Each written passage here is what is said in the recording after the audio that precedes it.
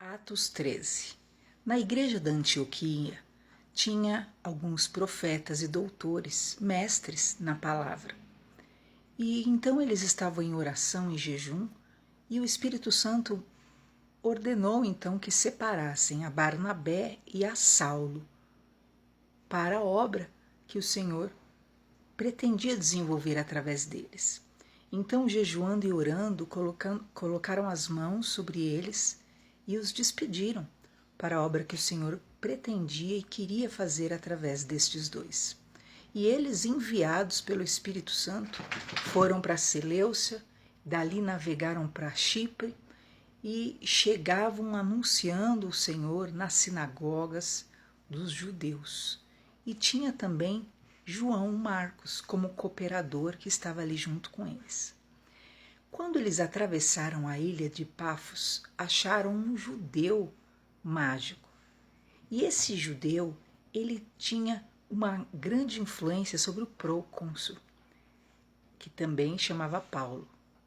Então, de todas as formas, ele tentava impedir esse procônsul, que era alguém realmente de influência, que era alguém de dinheiro, né? Que era alguém que iria, de alguma forma, ajudá-lo.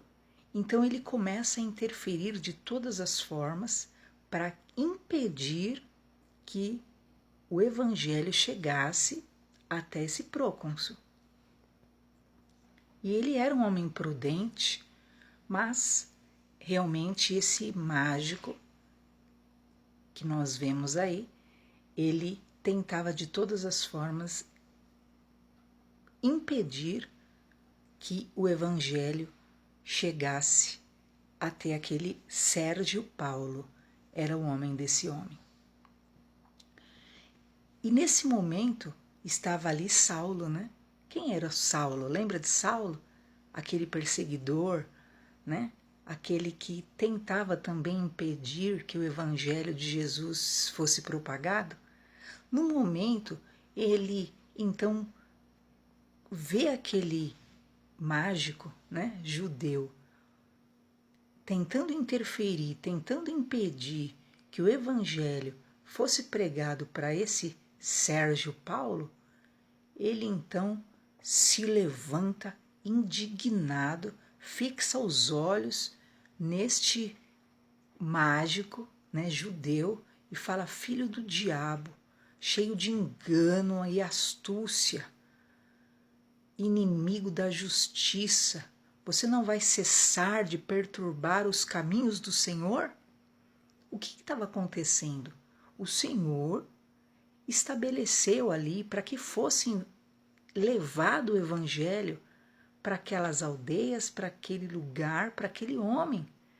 E ali, de repente, começa a haver, né, essa resistência. Para quê? Para que o evangelho do Senhor Jesus, que é o evangelho de paz, que é o evangelho de libertação, que é o evangelho do perdão, que é o evangelho da bondade, que é o evangelho da misericórdia, não se propagasse. E Saulo, que antes fora um perseguidor, né, que antes fora quem tentava impedir do evangelho ser pregado, ele conhecia bem aquela astúcia, aquele impedimento que estava sendo usado. Ele sabia que, na verdade, se tratava da ação do diabo.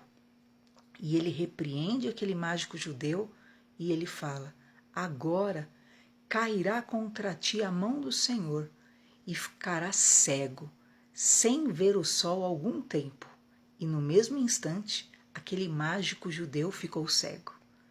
Por que Saulo sabia dessa sentença que poderia vir sobre aquele que resistia ao evangelho do Senhor Jesus, sobre aquele que queria impedir o evangelho do Senhor Jesus? Por quê? Porque foi assim que Jesus deteve ele. Lembra lá atrás? Quando Saulo lutava para resistir contra o evangelho, quando Saulo lutava contra os aguilhões, né, como Cristo disse para ele: duro é para ti recalcitrares contra os aguilhões, né? Ele batia de frente com Deus e se feria. O que aconteceu com ele?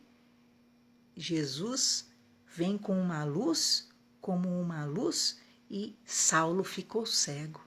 E aquela escuridão de Saulo foi que o levou realmente à conscientização de quão grande trevas ele estava, quão inimigo do bem ele era, querendo destruir a obra do Senhor, quão inimigo realmente do Senhor ele era. E então, quando ele vê aquele homem resistindo ao Evangelho, e há muitas pessoas que resistem ao Evangelho de Jesus, porque o Evangelho de Jesus, né, lhe soa como uma afronta, né? O perdão que Jesus apregou ressoa como uma afronta, né? Aquilo que é o andar 2 milhas soa como uma afronta, o amar o inimigo soa como uma afronta, né? É mais fácil a pessoa preferir, né, ficar como o discípulo de Moisés, né, que ama o amigo e odeia o inimigo, que é dente por dente, que é olho por olho, né, que é ali matando, que é ali pagando na mesma moeda, que é ali se vingando, que é ali justiçando. Mas o Evangelho de Jesus é uma afronta para o ego humano e para aquele que não quer abrir mão de si mesmo, para aquele que não quer abrir mão, né, da sua natureza pecaminosa, da sua dura cerviz, do seu orgulho. Mas Paulo sabia como consertar gente assim, né? Ele fala, filho do diabo, cheio de engano e astúcia, inimigo da justiça. Até quando você vai perturbar o caminho do Senhor? Então, na verdade, quando há o impedimento de resistir ao Evangelho, de resistir à divulgação do Evangelho, da verdade, na verdade há uma ação demoníaca, há uma ação que luta contra os retos caminhos do Senhor, porque os caminhos do Senhor são puros e verdadeiros, os caminhos do Senhor são retos, os caminhos do Senhor são justos, os caminhos do Senhor são cheios de bondade e de misericórdia. E sabe o que aconteceu? Paulo, então, deu o mesmo remédio que deram para ele, né? Você vai ficar cego. Queridos, isso é muito sério, porque Deus, ele quer tratar. Deus, ele quer falar. Ele quer falar no amor, ele quer falar na misericórdia, ele quer falar na ressurreição, ele quer falar naquilo que é o perdão, ele quer falar.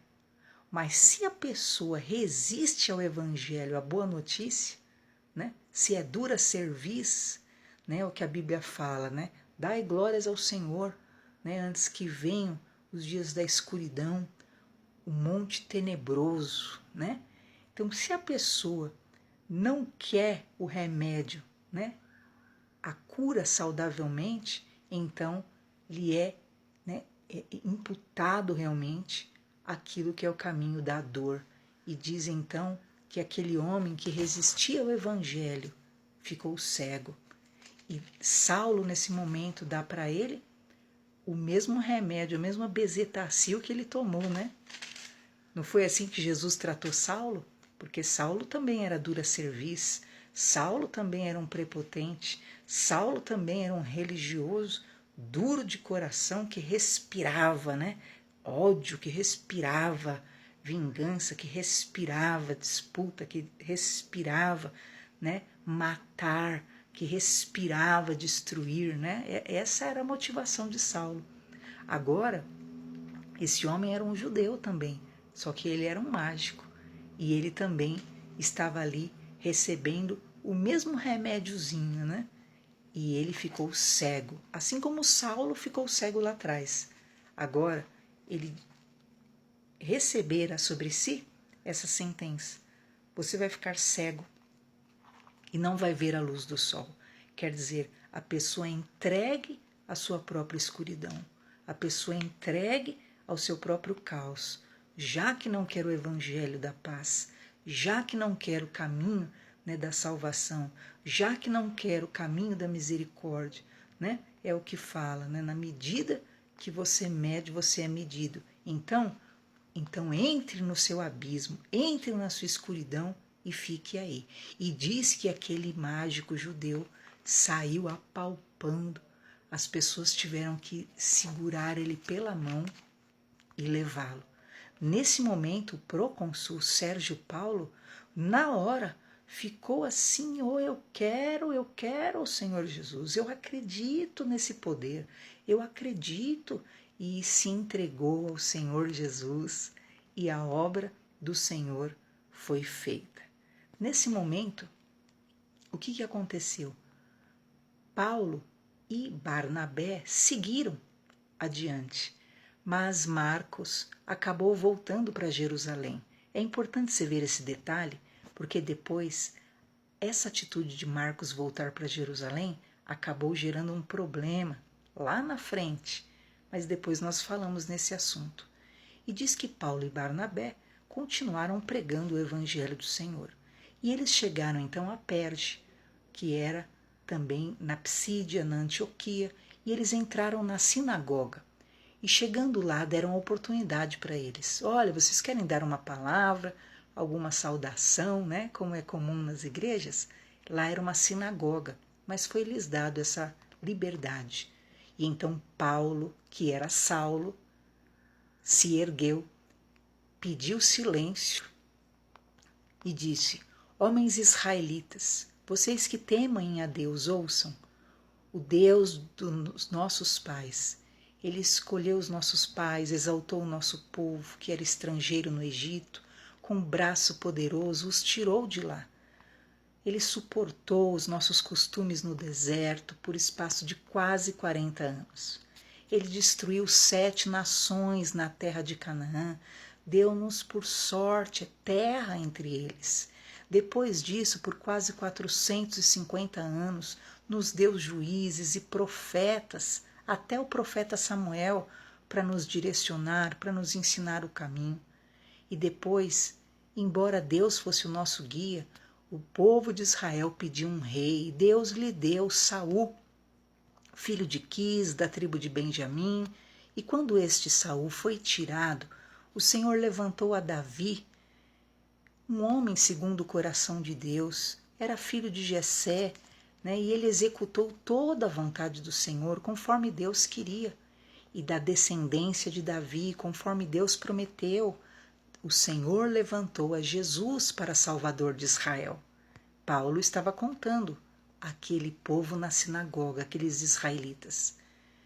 Primeiramente, João Batista falou sobre Jesus e pregou a todo Israel o batismo do arrependimento.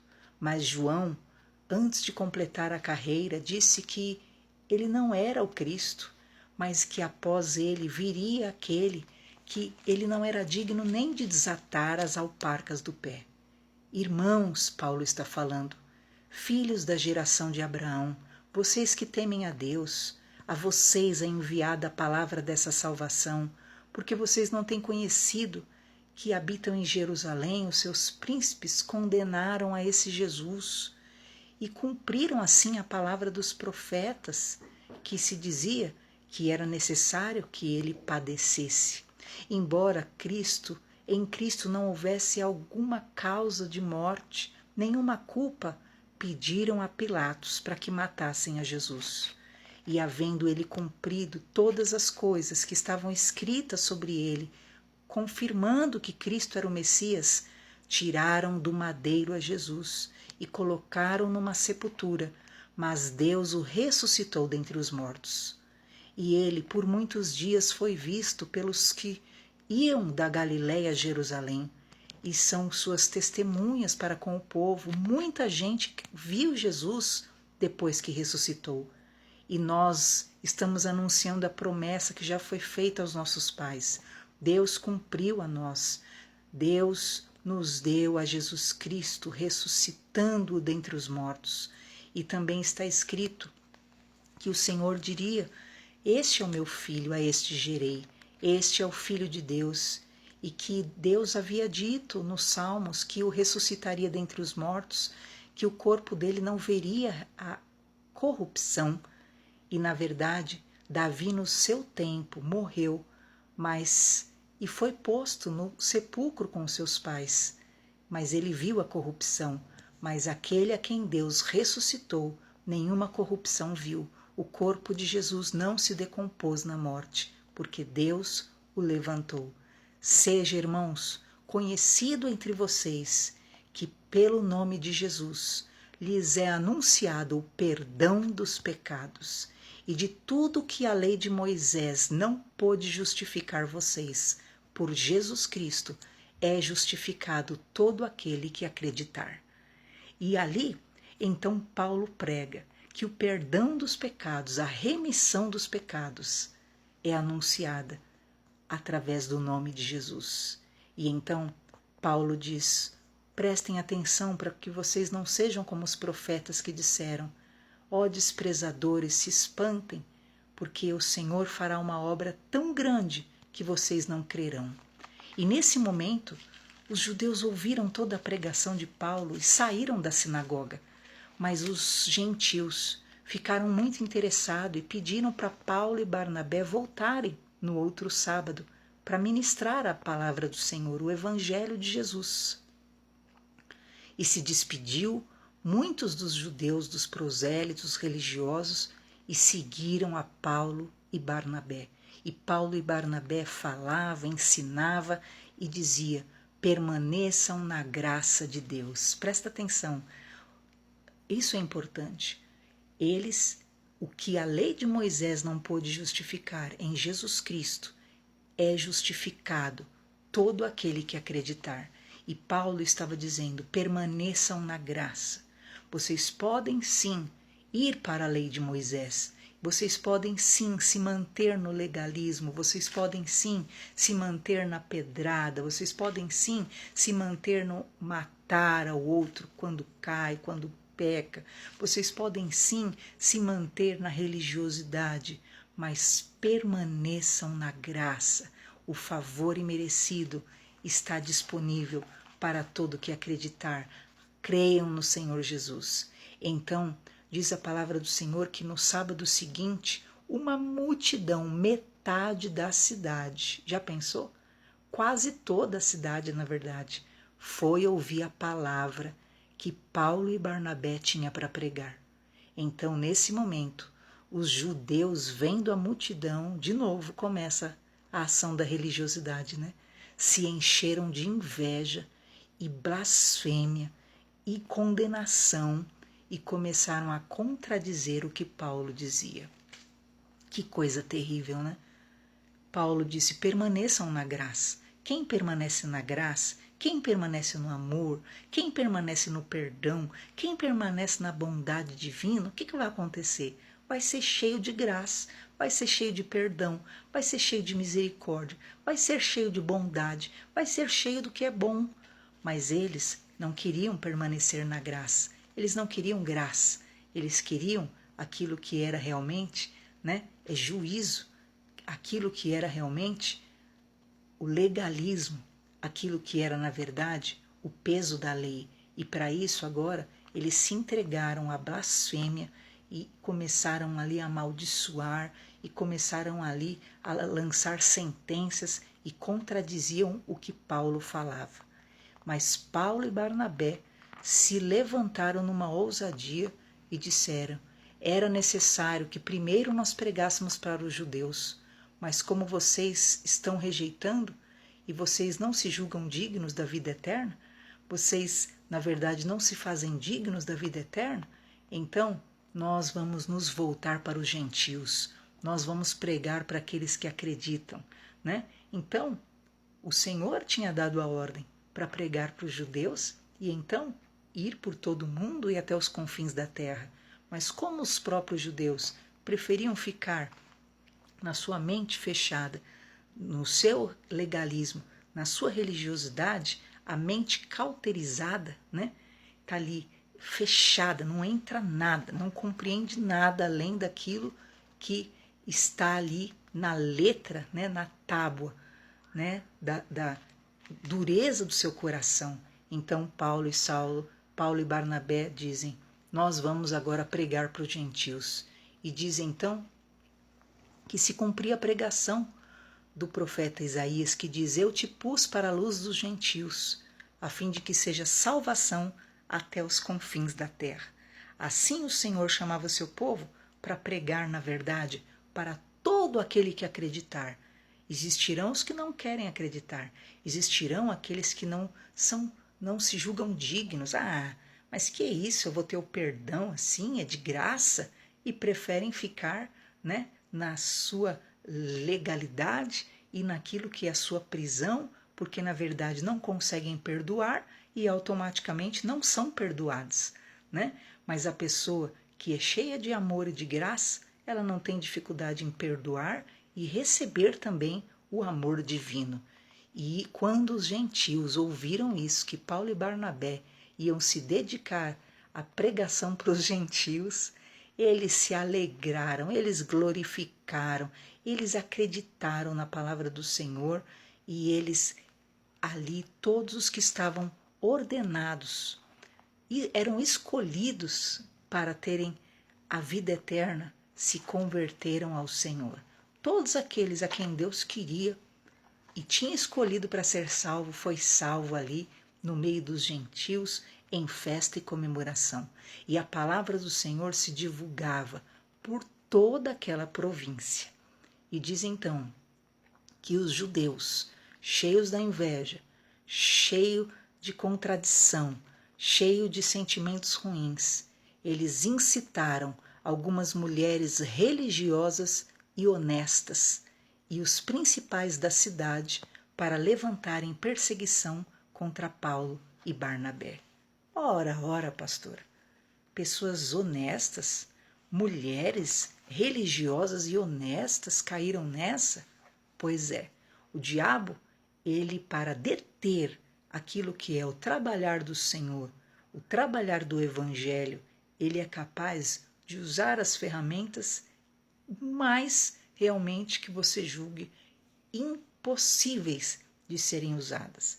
E aquelas mulheres que até então eram honestas e religiosas, elas então passam a ser uma ferramenta movida pela inveja dos religiosos, movida pelo ódio dos religiosos, elas passam a ser também as que passam a perseguir Paulo e Barnabé. Você já pensou isso? Pessoas do bem, agora ao invés de trabalharem pelo reino, em prol do reino, passam a trabalhar contra aquele que era um homem de Deus que queria fazer a obra de Deus, né? Movidas pelo quê? Pelo ódio. Movida pelo quê? Pela inveja dos outros. Movida pelo quê? Pelo sentimento ruim dos outros. E saíram daquilo que era sua condição de dignidade e se voltaram contra aquele que eram escolhidos do Senhor para fazer a obra do Senhor e passaram a trabalhar por deter aquele homem de Deus que queria simplesmente cumprir com o seu chamado. Elas que eram honestas, religiosas e os principais da cidade levantaram uma perseguição. Então presta atenção para que você não seja um instrumento de sentimentos malignos. Preste atenção para que você não seja um instrumento de pessoas malignas. Aqueles judeus incitaram, aqueles judeus, que diz o versículo 45, que estavam cheios de inveja, que estavam cheios de contaminação no coração, que estavam cheios de amargura, que estavam cheios de ódio, conseguiram contaminar agora pessoas honestas, para que estas detessem a caminhada daqueles servos de Deus que simplesmente queriam cumprir a obra do Senhor. E diz que eles lançaram fora a Paulo e Barnabé. Aquelas mulheres honestas, aquelas mulheres religiosas e os principais se deixaram insuflar por pessoas dominadas com um sentimento demoníaco e maligno no seu coração. Cuidado com aquilo que realmente quer prevalecer, conduzir, incitar você a cometer, na verdade, uma grande injustiça contra alguém que simplesmente quer fazer a obra do Senhor, quer estar cumprindo um chamado de Deus. Não se deixe envolver por pessoas que estão contaminadas no seu interior e não são capazes de aceitar o evangelho da paz, o evangelho do perdão, o evangelho da misericórdia, o evangelho daquilo que é a libertação, e simplesmente se enchem de sentimentos malignos. Sabe o que Paulo e Barnabé fizeram? Sacudiram o pó dos pés e partiram. E os discípulos estavam cheios do Espírito Santo e de alegria. Presta atenção, os discípulos de Jesus, os que amam Jesus, os que querem a Deus, independente das suas falhas, impossibilidades, eles estarão sempre cheios de alegria, de paz e do Espírito Santo, aonde eles estiverem. Agora, aqueles que são dominados, incitados, inflamados por pessoas com coração demoníaco, com coração maligno, com coração com ódio, com coração ressentido, com coração amargurado, com coração não perdoador, estes se tornam ferramentas realmente de Satanás para deterem, impossibilitarem a caminhada de um homem de Deus. Essas mulheres, que até então poderiam ter um histórico, de serem mulheres religiosas e honestas, agora elas são contadas na Bíblia e no memorial de Deus como pessoas que colocaram para fora, que expulsaram do território servo do Senhor que amava a Deus, inflamadas e tomadas por sentimentos doentios que provinham de religiosos que não estavam tratados, que não se abriam para a cura, para serem realmente curados naquilo que precisavam, mas alimentavam, na verdade, a alma daqueles que eram seus subordinados com sentimentos doentios e malignos. Assim encerra Atos 13, mostrando essa grande verdade que ocorre ainda em muitas circunstâncias e situações, que você possa ser não aqueles que são inflamados pelo sentimento maligno, pelo sentimento do ódio, pelo sentimento da vingança, pelo sentimento da falta de perdão, mas que você possa ser aquele que é inflamado pelo Espírito Santo e você vai estar sempre cheio de alegria, de felicidade, de paz e do Espírito Santo. E você sempre estará fazendo a obra de Deus, enquanto estes, que são sempre tomados por sentimentos ruins, eles sempre querem parar aqueles que têm desejo de continuar, de prosseguir, de alcançar os propósitos do Senhor na terra.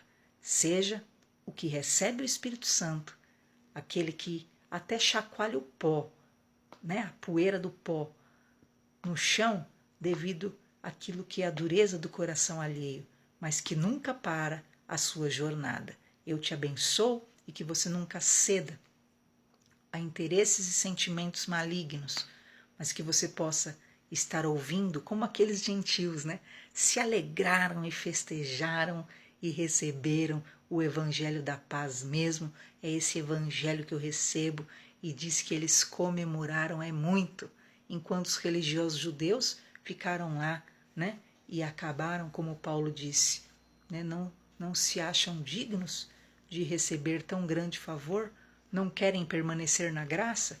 Então, fiquem vocês com essa dureza de coração, porque o evangelho da paz está por aí e nós vamos pregá-lo por todo o mundo. Glória a Deus! Deus te abençoe com essa palavra, em nome de Jesus.